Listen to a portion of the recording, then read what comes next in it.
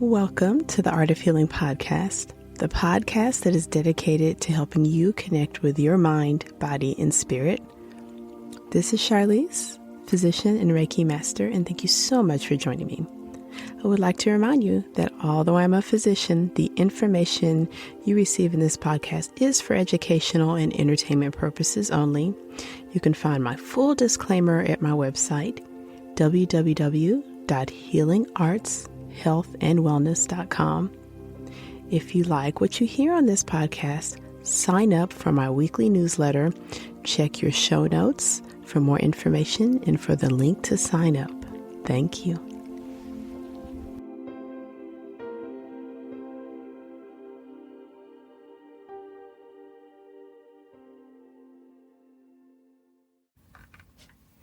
Hello, and welcome back to the Art of Healing podcast. This is Charlize, and thank you for joining me for today's episode, part 1 of the mindful approach to managing your blood pressure.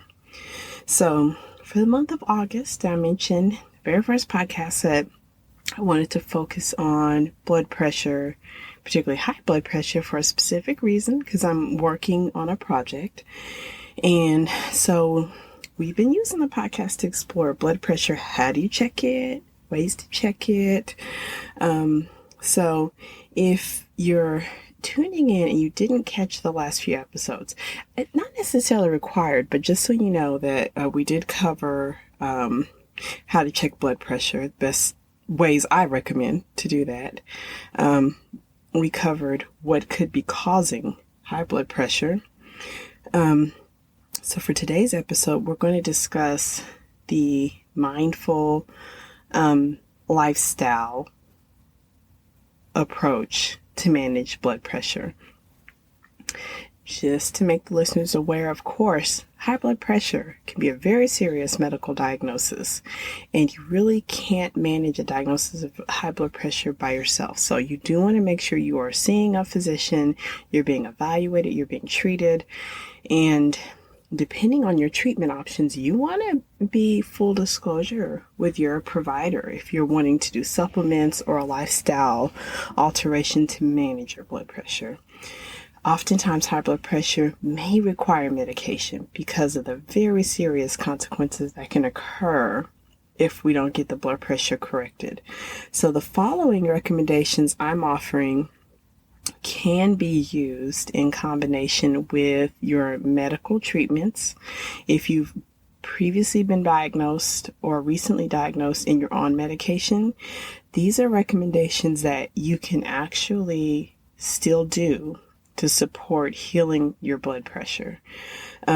These are recommendations I often make with my own patients, and it's pretty simple, and things that you, of course, you might be aware of, but I think it's worth revisiting. So, when it comes to your blood pressure, and if you've learned it may be high, or you're aware of a risk of high blood pressure because of your family history or your personal history, you know that you may have risk factors like you smoke, or you have a lot of stress, or weight related. There are a few basic tenets that you want to start looking at. Now, anytime we learn anything with our health is not correct. In traditional medicine, we often tend to focus on the end result and we go straight to medication. But please understand that oftentimes it's been many aspects of things that have led to where you are. No need to overwhelm ourselves with every single detail every single day of your life. But in terms of blood pressure, here are a few things that we can focus on that can offer some help right away.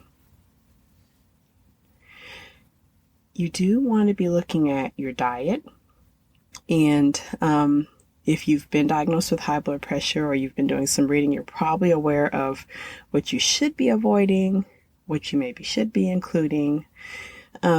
The advice that I'm often giving to my own patients is that as far as dietary changes, there are so many ways to approach this. And pretty much anything you do that's not the term you've probably heard, the SAD diet or the standard American diet, is going to be an improvement.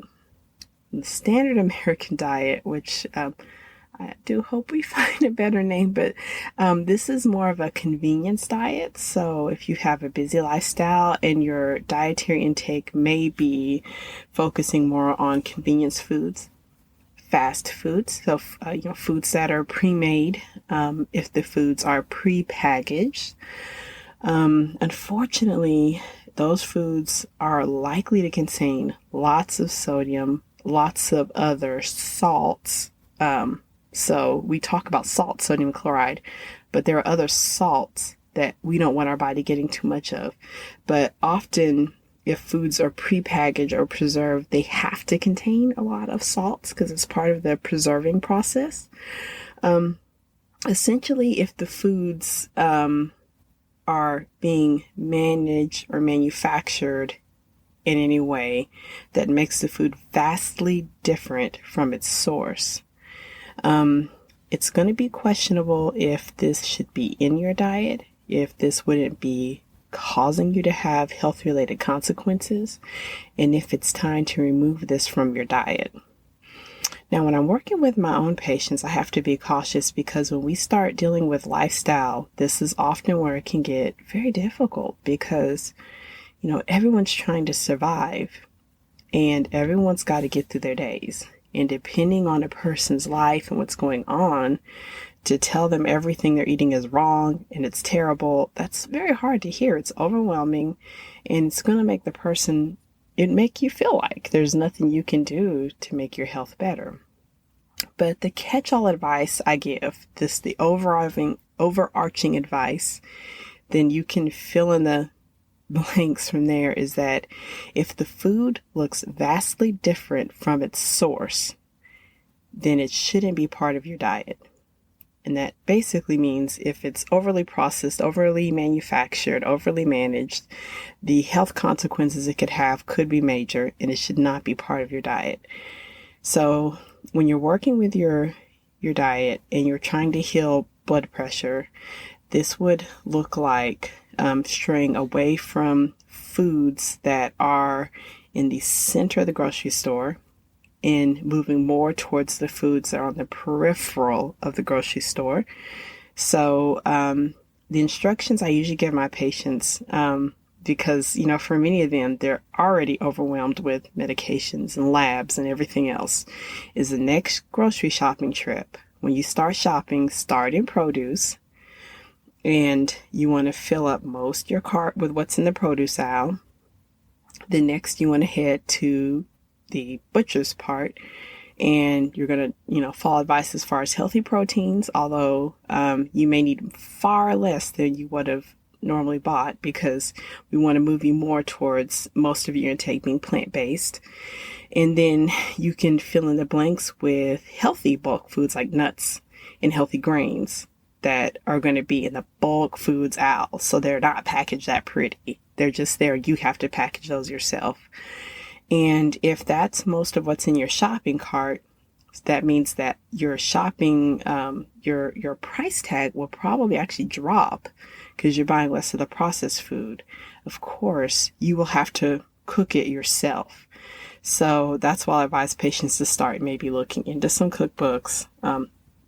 Podcast listeners know there are going to be a lot of podcasts offering some healthy recipes, or, if someone has some cooking skills themselves, just simply redirecting them to their own taste and their own cuisine preferences so that hopefully they're prepping their own food and making their own food rather than the processed food. Now, it can get nitpicky, it can get way beyond that. And of course, for a lot of individuals, for time and the way their life's set up, that may not be possible. But that's just my general overarching advice, is that the more the food, the less the food looks like its original source, you don't probably want it in your diet, especially if you're suffering from high blood pressure. Definitely you want to address your sleep.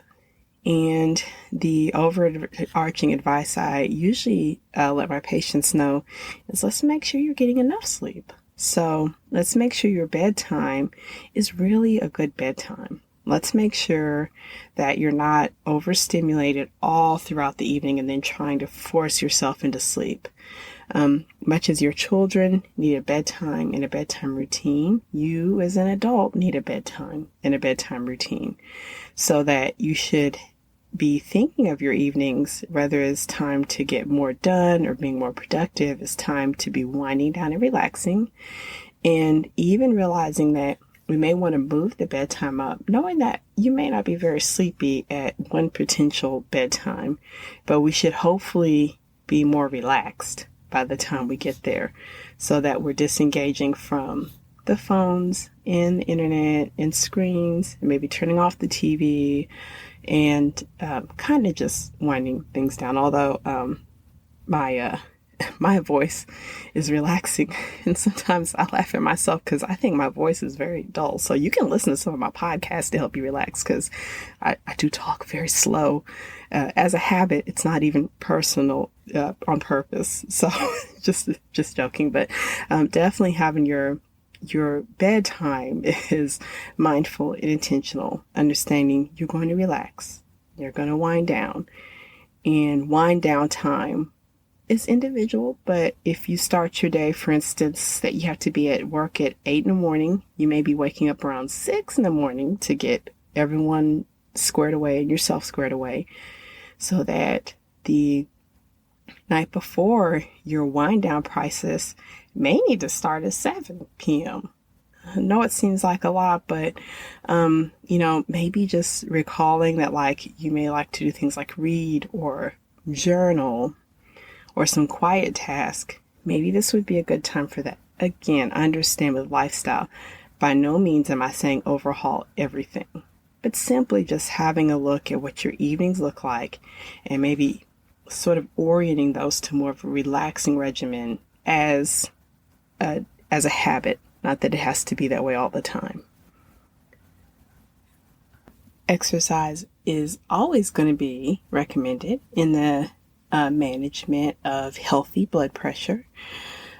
Exercise, or how I sort of like to think of it as healthy movement, can come in a number of ways. So the general guidelines from all the major medical associations and from most doctors are going to be cardiovascular exercise, and that's where we intentionally raise the heart rate so it comes down later to a lower baseline. So the advice that I give is that one of your best activities, your safest activities, is going to be walking.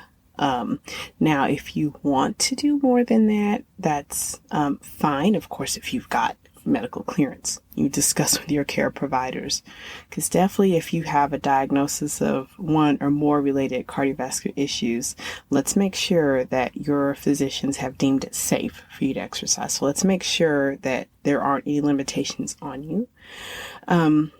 So with walking, it's my go-to recommendation because in modern times, we've got smartphones that can track our steps, and it's an activity that you can fit in the in-between times. So if there's any reason that you don't really have 30 or 45 minutes to devote to just pure exercise, there may be ways to fit walking in all kinds of ways during your work day, before work, after work, running errands, walking to your errands. It's a number of ways that you can do that without placing more stress on yourself.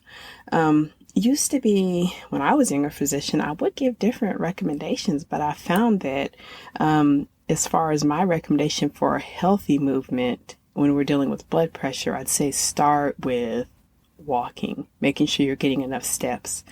The number of recommended steps, the number we've been hearing is like 10,000 steps, but I usually ask patients if they, can pull out their smartphone and see where they are now, and then just simply start to add 1,000 steps a day. Add 1,000 steps every day, like once a month, to just start gradually increasing the activity.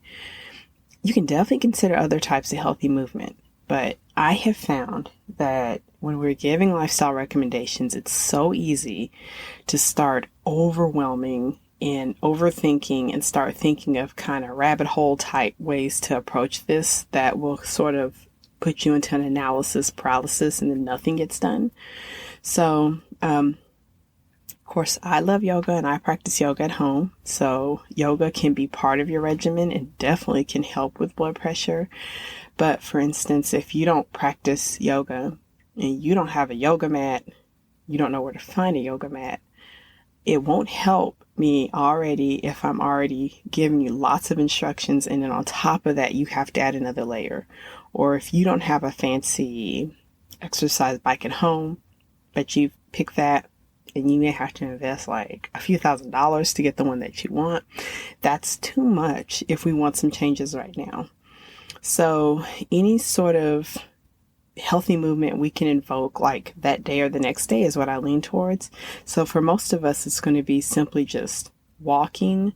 And I don't even put any type of goals on how it should happen. I say just probably use your whatever monitors your steps and take it from there. And then if you want to add more to that, you definitely can. We had discussed in the prior podcast that when we're all aware that there's a certain personality type that has been shown to have more diseases of the heart, more cardiovascular disease. And this is what's known as the type A personality, or the personality that is typically associated with more of the leadership archetype and possibly even associated with more of the masculine personality archetype.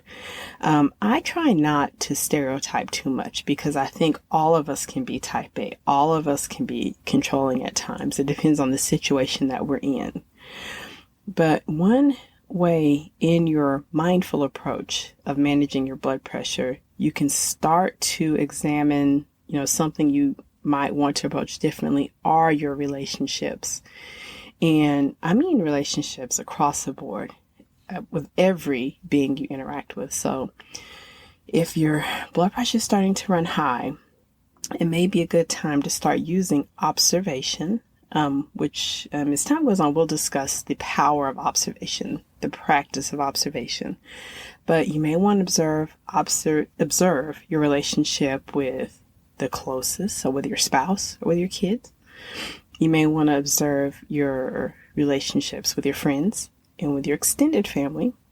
You may want to observe your relationships with your pets, with your coworkers. You may want to observe your relationships with other drivers on the road or at the grocery store. When I say observe, this does not mean to judge, but simply to observe. Just make notes of how those interactions go. Maybe make notes of what happens.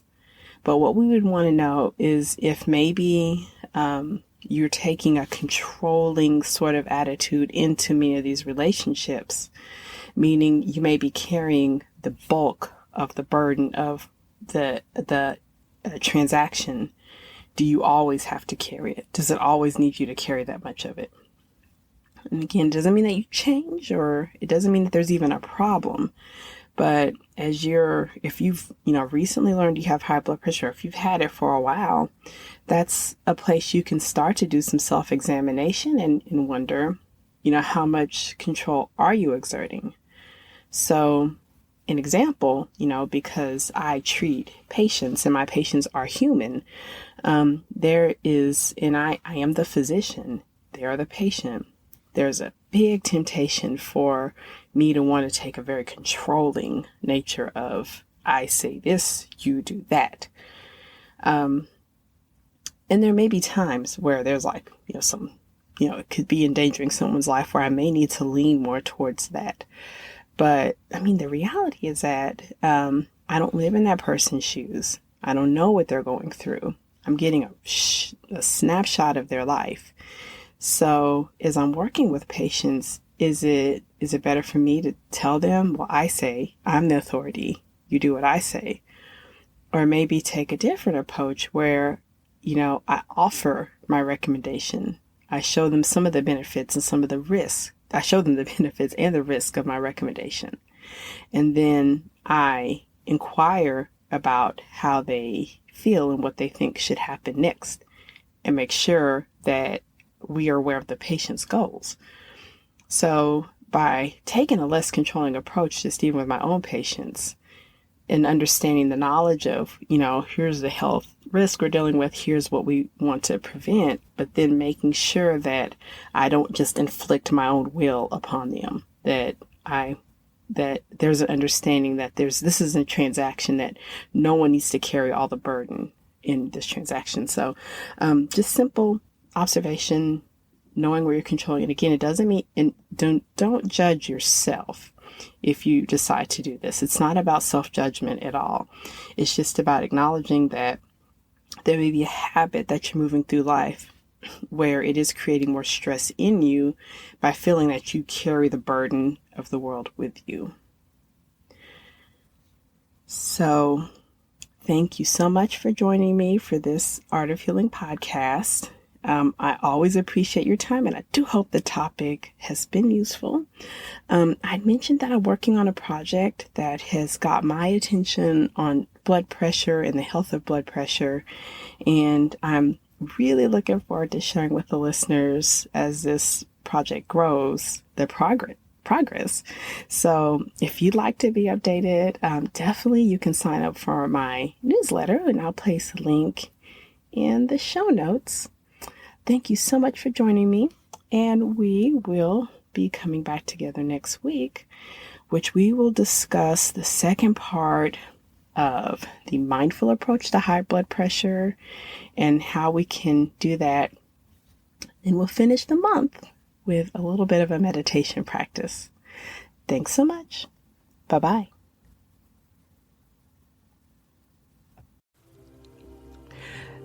Thank you so much for joining me for this episode of the Art of Healing podcast. Once again, this is Charlize.